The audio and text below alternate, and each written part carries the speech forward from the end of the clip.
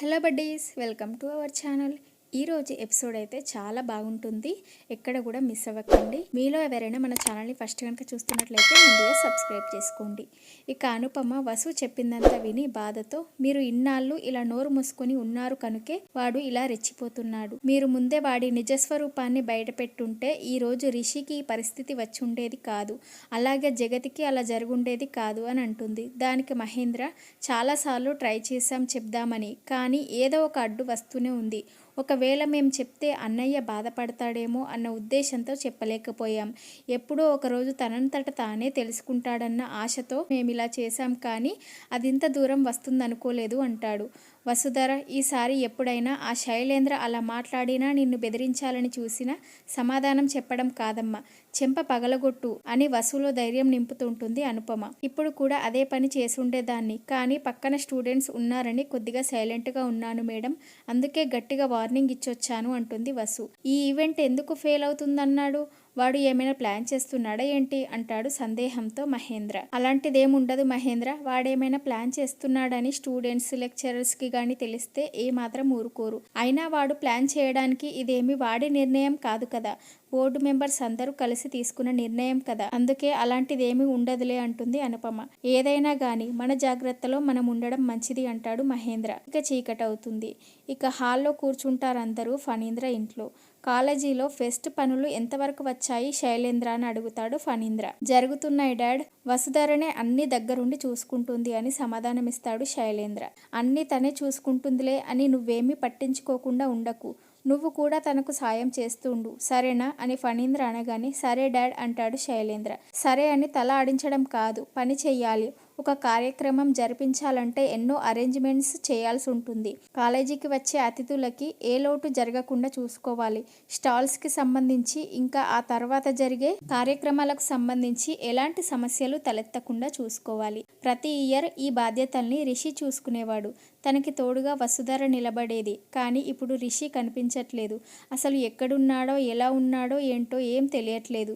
ఈ సిచ్యువేషన్లో వసుధర ఎంత ఆందోళన పడుతుందో నాకు అర్థమవుతుంది అంటూ బాధపడుతుంటాడు ఫణీంద్ర. ఇక వెంటనే దేవయాని, అవునండి, రిషి అంటే ప్రాణం వసుధరకి, అందుకే అందరినీ ఎదిరించింది. ఎన్ని కష్టాలు ఎన్ని కఠినమైన పరిస్థితులు ఎదురైనా వాటన్నింటినీ ఎదుర్కొంది. చివరికి రిషిని పెళ్లి చేసుకుంది. ఇప్పుడు రిషి తన పక్కన లేకపోయేసరికి తను మానసికంగా కృంగిపోతుంది. ప్రతి క్షణం రిషి గురించి ఆలోచిస్తూ ఎలాగైనా సరే రిషి ఎక్కడున్నాడో తెలుసుకోవాలని ఆరాట పడుతుంది. ఈ టైంలో ఈ ఫెస్ట్ బాధ్యతలు తనకు భారం అవ్వచ్చు. అసలు తను ఈ ఫెస్ట్ సరిగ్గా నిర్వహిస్తుందో లేదో, తను కాలేజ్ ఎండి కాబట్టి మీరు ఈ బాధ్యతలు తనకు అప్పజెప్పారని నాకు అర్థమవుతుంది, కానీ తనకి కాకుండా మరెవరికైనా ఈ బాధ్యతలు అప్పజెప్తే బాగుండేదని నా అభిప్రాయం అనగానే ఫణీంద్ర కోపంగా దేవయాని వైపు చూస్తూ, ఎవరికి అప్పజెప్పాలి చెప్పు, నీ కొడుక్కి అప్పజెప్పమంటావా, అదే కదా నీ ఉద్దేశం అంటాడు. అవునండి, ఆ బాధ్యతలు శైలేంద్రకి అప్పగిస్తే ఏమవుతుంది, శైలేంద్ర ఆ ఫెస్ట్ సక్సెస్ చేస్తాడు, అంతేకాకుండా వసుధరకి కొంచెం భారం కూడా తగ్గిస్తాడు కదండి అని దేవయాని అనగానే, అంత తెలివి తక్కువగా ఎలా మాట్లాడుతున్నావు, అసలు వీడికి ఏం తెలుసని నువ్వు అనుకుంటున్నావు, ఏం తెలియదు వీడికి అంటాడు ఫణీంద్ర. ఒకసారి ఛాన్స్ ఇస్తే కదా వాడి టాలెంట్ ఏంటో తెలిసేది అంటుంది ఉక్రోషంతో దేవయాని. చిన్న ప్రాబ్లమ్స్ సాల్వ్ చేయడం చేతకాని వీడికి ఇలాంటి పెద్ద బాధ్యతని ఎలా అప్పగిస్తారు, వాడు ఎలా హ్యాండిల్ చేస్తాడు, చేయలేడు అని ఫణీంద్ర అనగానే శైలేంద్ర దేవయాని మొహాలు మాడిపోతాయి. ఇక ధరణి ఏమో సంబరపడుతూ ఉంటుంది అదంతా వింటూ. మొన్నటికి మొన్న కాలేజీలో రిషి చనిపోయాడన్న న్యూస్ స్ప్రెడ్ అయింది. రిషి సార్ రావాలి, తన్ని మేము చూడాలని స్టూడెంట్స్ లెక్చరర్స్ అందరూ పెద్ద గొడవ చేశారు. ఆ సిచ్యువేషన్ ఎలా ఫేస్ చేయాలో తెలియక కాలేజీనే మూసేద్దామన్నాడు వీడు అని శైలేంద్ర వైపు చూస్తాడు ఫణీంద్ర. అదే వసుధర ఒక్క క్షణంలో ఆ సమస్యను సాల్వ్ చేసేసింది. అలాంటి తనకి కాకుండా నీ కొడుక్కి బాధ్యత అప్పగిస్తే మొత్తం నాశనం చేస్తాడు. ఏం శైలేంద్ర, నేను చెప్పింది నిజమా కాదా, నువ్వు కూడా మీ అమ్మలానే ఫీల్ అవుతున్నావా ఆ బాధ్యత అప్పగించలేదని అని ఫణీంద్ర అనగానే, అయ్యో అదేం లేదు డాడ్, మీరు తీసుకున్న నిర్ణయమే కరెక్ట్ అంటాడు శైలేంద్ర. ఇప్పుడు అర్థమైందా దేవయాని, వాడి మనసులో ఎలాంటి ఆలోచనలు లేవు, నువ్వే అతిగా ఆలోచించి వాడిని నాశనం చేయకు. Shailendra, board members lecturers students అందరూ ఒకసారేమో వసుధర ఎండీకి అనర్హురాలు అంటున్నారు, మరొకసారేమో తనే సరైనది అంటున్నారు. అసలు వాళ్ళు అలా ఎందుకు అంటున్నారో ఏంటో నాకు అర్థం కావడం లేదు అంటాడు ఫణీంద్ర. ఇక శైలేంద్ర తన మనసులో, నేనే వాళ్ళ మనసుల్ని పొల్యూట్ చేస్తున్నాను నాన్న, అందుకే అలా అంటున్నారు అనుకుంటాడు. అందుకే ఈ ఫెస్ట్ చాలా గ్రాండ్గా సక్సెస్ అవ్వాలి, అందరూ వసుధరను మెచ్చుకోవాలి. వసుధరకు ఏదైనా పనిలో నీతో అవసరం ఉండి నీ సహాయం కోరితే నువ్వు శ్రద్ధ పెట్టి ఎలాంటి తప్పు చేయకుండా పని పూర్తి చేయి. నాకు తెలిసి తను నీకు ఏ పని అప్పజెప్పదనుకో, కానీ చెప్తే మాత్రం దాన్ని కరెక్ట్గా చెయ్యి అని ఫణీంద్ర అనగానే అలాగే డాడ్ అంటాడు శైలేంద్ర. సరే, మిగతా విషయాలు రేపు మాట్లాడదాం అని అక్కడి నుండి వెళ్ళిపోతాడు ఫణీంద్ర. ఇక అదంతా చూస్తున్న ధరణి ఈయన ఖచ్చితంగా ఆ ఫెస్టులో వసుధరకి సమస్యలు క్రియేట్ చేసి ఫెయిల్ అయ్యేలా చేస్తాడు, దానికోసం ఎంతకైనా తెగిస్తాడు అని అనుకుంటుండగా, ఏ ధరణి ఏం ఆలోచిస్తున్నావని అడుగుతుంది దేవయాని. ఏం లేదత్తయ్య అంటుంది ధరణి. సరే, మీ మావయ్య వెళ్ళిపోయాక ఇంకా నీకిక్కడేం పని, వెళ్ళి కిచెన్లో ఏదో ఒక పని చేసుకో అని దేవయాని అనగానే ధరణి కూడా అక్కడి నుండి వెళ్ళిపోతుంది. ఇక మెల్లగా దేవయాని శైలేంద్ర దగ్గరికి వెళ్ళి కూర్చొని, ఏంటి నాన్న ఇది ఇలా జరిగింది, ఇప్పుడు ఆ ఈవెంట్ సక్సెస్ అయితే మనకి చాలా నష్టం, ఆ వసుధరకు ఇకపై ఎవరు అడ్డు చెప్పరు, ఆ ఎండి సీట్ని తను వదలదు, ఇప్పుడేం చేస్తావు నాన్న అని దేవయాని అడగగానే, ఆ ఫెస్ట్ అట్టర్ ఫ్లాప్ అవ్వాలి మామ్, ఏం చేస్తే అలా జరుగుతుందో నేను ఆలోచిస్తాను, నువ్వు కూడా ఆలోచించు, నీకేదైనా మంచి ఐడియా వస్తే చెప్పు అంటాడు శైలేంద్ర. వాళ్ళిద్దరు కూడా అదే ఆలోచనలో ఉంటారు. ఇక ఇక్కడ మహేంద్ర ఇంట్లో వసు తన ల్యాప్టాప్లో వర్క్ చేసుకుంటూ ఉంటుంది. ఏదో చిన్న విషయం గుర్తు వచ్చి తన స్టూడెంట్ అయిన వాసుకు ఫోన్ చేసి, రేపు ఈవినింగ్కి అన్ని అరేంజ్మెంట్స్ గుర్తున్నాయా, నాకు చాలా పనులుంటాయి, హడావిడిగా ఉంటాను, స్టేజ్ దగ్గరకు కావాల్సినవి అన్నీ నువ్వే చూసుకోవాలి, డెకరేషన్ సౌండ్ సిస్టమ్కి కానీ నీకేమైనా హెల్ప్ కావాలంటే ఇన్ఛార్జెస్తో మాట్లాడి తీసుకో, అంతేకాకుండా మెరిట్ స్టూడెంట్స్కి షీల్డ్స్ ఇస్తున్నాం, అది కూడా నువ్వే చూసుకో, రేపు ఈవినింగ్ మినిస్టర్ గారు కూడా వస్తున్నారు, మనం చాలా జాగ్రత్తగా మేనేజ్ చేయాలి, ఎక్కడా ఎలాంటి డిస్టర్బెన్స్ అనేది ఉండకూడదు, మినిస్టర్ గారు మెచ్చుకోవాలే కానీ మాట రాకూడదు, రేపటి ప్రోగ్రామ్ టైం టు టైం నీకు మెయిల్ చేస్తాను, ఒకసారి చూడు, కల్చరల్ యాక్టివిటీస్లో పార్టిసిపేట్ చేసే వాళ్ళకి కూడా ఇబ్బంది కలగకూడదు అంటూ చెప్తుంది. ఆ స్టూడెంట్ కూడా అన్నిటికీ సరే అని జవాబిస్తాడు. ఫోన్ పెట్టేసి వసు మళ్ళీ తన పని తాను చేసుకుంటూ ఉంటుంది. ఇంతలో అనుపమ వచ్చి వసును చూస్తూ, ఇదేంటి వసుధర ఇంకా నిద్రపోలేదా అనుకుంటూ దగ్గరికి వెళ్ళి, వసుధర ఇంత రాత్రి దాకా ఏం చేస్తున్నావు అని అడుగుతుంది. రేపు కాలేజ్లో ఈవెంట్ ఉంది కదా మేడం, దానికి కావాల్సిన ప్రోగ్రామ్స్ అన్ని సెట్ చేస్తున్నాను అంటుంది వసు. ఎర్లీ మార్నింగ్ చేసుకోవచ్చు కదా, ఇప్పుడెందుకు ఇంకా పడుకోకుండా అని అనుపమ అనగానే, ఇది పూర్తి చేయకుండా నాకు నిద్ర పట్టదు మేడం, ఒక విధంగా చెప్పాలంటే రేపటి ఈవెంట్ గురించి నాకు కొద్దిగా కంగారుగా ఉంది అంటుంది వసు. ఎందుకమ్మా అని అనుపమ అనగానే, ఏ చిన్న పొరపాటు జరిగినా అందరూ నన్నే అంటారు కదా మేడం, పైగా బయట కాలేజీ వాళ్ళు కూడా వస్తున్నారు, వాళ్ళకి సౌకర్యాలు సరిగ్గా ఉండాలి, ఆర్గనైజర్స్ వల్ల ఏదైనా తప్పు జరిగితే మొత్తం కాలేజీకే బ్యాడ్ నేమ్ వస్తుంది, అందుకే మేడం చాలా టెన్షన్గా ఉన్నాను అంటుంది వసు. ఇంతకు ముందు కూడా ఎన్నోసార్లు ఈవెంట్స్ చేసుంటావు కదా వసుధర, ఇప్పుడు కొత్తగా కంగారు ఎందుకు అని అంటుంది అనుపమ. నిజమే మేడం, ఇంతకు ముందు కూడా చాలాసార్లు చేశాను, కానీ అప్పుడు రిషి సార్ నా పక్కన ఉండేవారు, ఎప్పుడు ఇలా ఈవెంట్స్ చేసేటప్పుడు సార్ చాలా సపోర్ట్గా ఉండేవారు, నాకు కూడా అప్పుడప్పుడు ధైర్యంగా ఉండేది, ఏ పొరపాటు జరగదన్న నమ్మకం ఉండేది, ఒకవేళ ఏదైనా పొరపాటు జరిగినా సరిదిద్దడానికి సార్ ఉన్నారు కదా అనిపించేది, కానీ ఇప్పుడు ఆ ధైర్యం తోడు పక్కన లేదు కదా మేడం, అసలు ఈ టైంలో సార్ నా పక్కన ఉంటే నేను ఇలా ఉండేదాన్ని కాదు, చాలా ఎగ్జైటింగ్గా యాక్టివ్గా ఉండేదాన్ని, ఈవెంట్ అంతా సారే క్లియర్గా ప్లాన్ చేసేవారు, నేను చాలా ఫ్రీగా ఉండేదాన్ని, కానీ సార్ లేకపోవడం వల్ల ఇదొక బాధ్యతగాను తల మీద భారంగాను అనిపిస్తుంది, కానీ తప్పదు చెయ్యాలి అంటూ బాధపడుతుంది వసు. నువ్వు చేయగలవు వసుధార, నీకు మేమంతా సపోర్టుగా ఉంటాం, నువ్వేమాత్రం నిరుత్సాహపడొద్దు, నీ మీద నువ్వు నమ్మకం ధైర్యం ఉంచు, ఏది ఒకసారి రేపటి ప్రోగ్రాం చూపించు అని అనుపమ అనగానే వసు ల్యాప్టాప్ని తనకిస్తుంది. ఇక అనుపమ అంతా క్లియర్గా చూసి, ఓకే, ఈవెంట్ని టైంతో సహా పూర్తిగా సెట్ చేసావు కదా వసుధర, ఇంకెందుకు టెన్షన్ అంటుంది, మనం సెట్ చేస్తే సరిపోతుందా, అక్కడ అనుకున్నది అనుకున్నట్టుగా జరగాలి కదా మేడం అంటుంది వసు.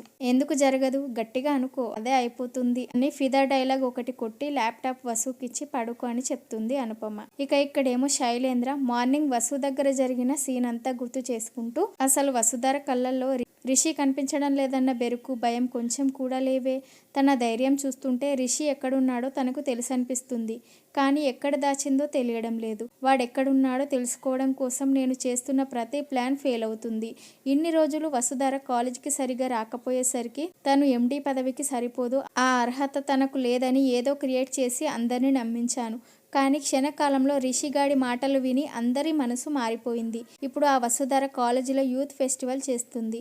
చీఫ్ గెస్ట్గా మినిస్టర్ గారు కూడా వస్తున్నారు. ఈ ఈవెంట్ కానీ సక్సెస్ అయితే వసుధరను ఈ జన్మలో ఎండీ సీట్ నుండి తప్పించలేను. ఇక నా కల నెరవేరదు. అందుకే ఏదో ఒక ప్లాన్ చేసి ఫెస్టివల్ సక్సెస్ అవ్వకుండా చెయ్యాలి అని దీర్ఘంగా ఆలోచిస్తూ, ఒక ఫెస్టివల్నే సరిగ్గా జరపలేవు, ఇక నువ్వు కాలేజీ ఏం నడుపుతావని వసుధరను అందరూ నిలదీయాలి.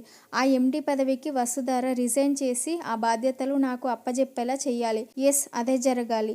కానీ ఏం చేస్తే అలా జరుగుతుంది అనుకుంటూ ఉండగా సడన్గా ధరణి వచ్చి శైలేంద్రని చూసి ఏవండి ఏవండి అని ఎన్నిసార్లు పిలిచినా ఉలకడు పలకడు. తర్వాత ధరణి తన చేతితో ఊపి ఏవండి ఏవండి మిమ్మల్నే అంటుంది. కొంచెం మెల్లగా పిలువు, ఎందుకు అరుస్తున్నావు, నాకు చెవులు బాగానే వినిపిస్తున్నాయని శైలేంద్ర అనగానే ఏమో ఆ విషయం నాకేం తెలుసండి అనగానే ఏంటి అంటాడు శైలేంద్ర. ఆహా ఏం లేదండి అంటుంది ధరణి. లేదు ధరణి, నువ్వేదో అన్నావంటాడు శైలేంద్ర. ఏం లేదండి, సరే గాని మీరేదో కంగారు పడిపోతున్నట్టున్నారు కదా, దేని గురించి అని ధరణి అనగానే కంగారా, అబే అదేం లేదే అంటూ కవర్ చేసుకుంటాడు శైలేంద్ర. లేదండి, మిమ్మల్ని చూస్తుంటే తెలుస్తుంది అంటుంది ధరణి. అవునా, నీకు అలా అనిపిస్తుందా అంటాడు శైలేంద్ర. అవునండి, మీ జీవితంలో ఏదో జరగకూడనిది జరుగుతున్నట్టు, అది జరిగితే మీ జీవితం ఏమైపోతుందో అన్నట్టుగా ఉన్నారండి. మిమ్మల్ని చూస్తే అలానే ఉంది అని ధరణి అనగానే చచ్చ అదేం లేదు ధరణి, కంగారు ఏం లేదు గాని ఒక విషయం గురించి ఆలోచిస్తున్నాను అంతే అంటాడు శైలేంద్ర. అవునా, ఏ విషయం గురించి అని ధరణి అడగగానే ఉందిలే, అయినా ఇవన్నీ నీకెందుకు అని శైలేంద్ర అనగానే పర్లేదు చెప్పండి, నాకు తోచిన సలహా ఏదైనా ఇచ్చినా ఇస్తాను కదా, అది మీకు యూజ్ అవుతుందేమో అని ధరణి అనగానే అవును కదా, ఇది నా కీడు కోరి ఇచ్చిన చాలా ఐడియాలు నాకు మేలే చేశాయి, ఇప్పుడు కూడా అదే జరగొచ్చు అనుకొని. ఏం లేదు ధరణి, వసుధర ఎండీగా బాధ్యతలు చేపట్టినప్పటి నుంచి ఇంతవరకు కాలేజీలో ఏ ఫంక్షన్ జరగలేదు. ఇప్పుడు ఫస్ట్ టైం యూత్ ఫెస్టివల్ తన చేతుల మీదుగా జరిపిస్తుంది అనగానే అవునా, మంచిదే కదండి. ఓ మర్చిపోయానండి, మీరు వసుధర పార్టీ కాదు కదా, అది మీకు నచ్చడం లేదు కదా, అందుకే ఆ ప్రోగ్రామ్ సక్సెస్ కాకుండా ఏం చేయాలో అని ఆలోచిస్తున్నారా అంటుంది ధరణి. చచా, అలా ఎందుకు ఆలోచిస్తున్నాను, ఈసారి వెరైటీగా తన మేలు కోరుకుంటున్నాను అని శైలేంద్ర అనగానే ధరణి షాక్ అయి ఏంటి అంటుంది. అవును ధరణి, రేపు నేనిచ్చే ట్విస్ట్కి కాలేజీలో ఉన్న వాళ్ళందరూ షాక్ అవ్వాలి, సర్ప్రైజ్ అయ్యి ఆనందపడాలి, ఇలా అన్ని ఎమోషన్స్ ఉండేలా ఏదో ఒకటి చెయ్యాలి, అందుకే ఏం చేయాలో అని ఆలోచిస్తున్నాను, కానీ ఎంత ఆలోచించినా ఏం తెలియడం లేదు ధరణి, నా బుర్రకి ఏ ఆలోచన రావడం లేదు అంటాడు శైలేంద్ర. ఇంత చిన్న విషయానికి ఇలా గంటలు ఆలోచించడం, బుర్రపాడు చేసుకోవడం అవసరమా చెప్పండి, నన్ను అడిగితే అరక్షణంలో చెప్తాను కదా అంటుంది ధరణి. ఏంటి, ఏం చేయాలో నువ్వు చెప్తావా, నీకు తెలుసా అనగానే తెలుసు అంటుంది ధరణి. అయితే చెప్పు ధరణి, ఏం చేయాలి అని శైలేంద్ర అనగానే రేపు కాలేజ్కి రిషి వస్తున్నాడని చెప్పండి అనగానే ధరణిని శైలేంద్ర ఏంటి అంటాడు. అవునండి, మీరు అడిగిన ట్విస్ట్ అదే కదా, రిషి కాలేజ్కి వస్తే ముందు అందరూ షాక్ అవుతారు, ఆ తర్వాత సర్ప్రైజ్ అయ్యి ఆనందపడతారు కదా అంటుంది. రిషి వస్తున్నాడని చెప్పడం ఏంటి, నీకు మెంటల్గానే వచ్చిందా ఏంటి, నువ్వు నన్ను ఇరికించడానికి చూస్తున్నావు కదా అని శైలేంద్ర అనగానే అయ్యో మీరు అలా అనుకోకండి, కొంచెం ఆలోచించి చూడండి, మీకే తెలుస్తుంది అనగానే శైలేంద్ర ఆలోచించి దీన్ని నేను వాడుకోవచ్చేమో, వాడుకుంటే బాగుంటుంది కదా అనుకొని థ్యాంక్స్ ధరణి, నేనే అర్థం చేసుకోలేదు, నువ్వు సూపర్ ఐడియా ఇచ్చావు, ఈ రాత్రి ప్రశాంతంగా నిద్రపడుతుంది నాకు అంటాడు.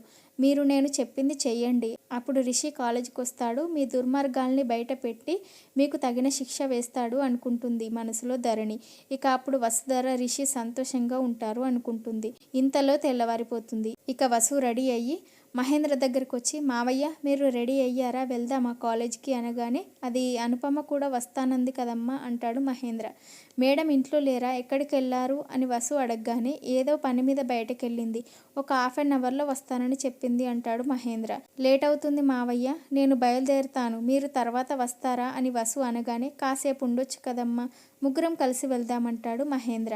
లేదు మావయ్య, అక్కడ చూసుకోవాల్సిన పనులు చాలా ఉన్నాయి, పర్లేదు మీరు మెల్లగా రండి, నేను వెళ్తాను అనగానే సరేనమ్మా అంటాడు మహేంద్ర. ఇక వసు వెళ్ళబోతూ అక్కడున్న జగతి ఫోటోను చూసి దగ్గరికి వెళ్ళి దండం పెట్టుకుంటూ అత్తయ్య, మీ తర్వాత DBST కాలేజ్ బాధ్యతలు నాకు అప్పగించారు, నాకు ఎక్స్పీరియన్స్ లేకపోయినా మీ ఆశీస్సులతో రిషి సార్ సపోర్టుతో ఇన్ని రోజులు కాలేజీని నడుపుకుంటూ వచ్చాను, నేను ఒక ఎండి పదవికి అర్హురాలినో కాదో నాకు తెలియదు, కానీ రిషి సార్ నన్ను నమ్మి ఆ సీట్లో కూర్చోబెట్టారు. నేను మీ అంత గొప్పగా కాలేజీని ముందుకు తీసుకెళ్ళలేకపోవచ్చు కానీ ఏ రోజు కాలేజీ పరువు ప్రతిష్టలు దెబ్బతినేలా చేయలేదు. ఇప్పుడు నా మీద ఒక పెద్ద బాధ్యత ఉంది. ప్రతిసారి సార్తో కలిసి ఈవెంట్స్ చేసేదాన్ని, కానీ ఇప్పుడు సార్ లేకుండా ఒక్కదాన్నే చేస్తున్నాను.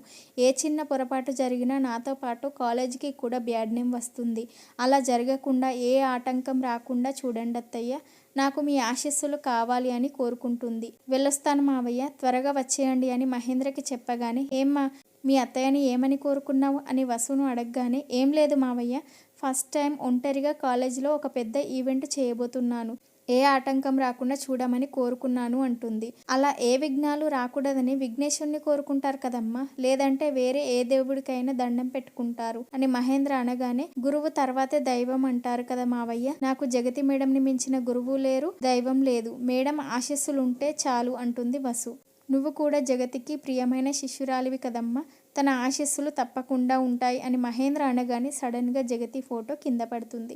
మహేంద్ర వసులు షాక్ అవుతారు. ఇక్కడితో ఈరోజు ఎపిసోడ్ ముగుస్తుంది. సో చూసారు కదా, ఇలాంటి ఎపిసోడ్స్ అలాగే మంచి మంచి వీడియోస్ కోసం మన సినీ జనరల్ టాక్ ఛానల్ని సబ్స్క్రైబ్ చేసుకోండి, లైక్ చేయండి, షేర్ చేయండి, అలాగే సపోర్ట్ చేయండి. Thank you for watching.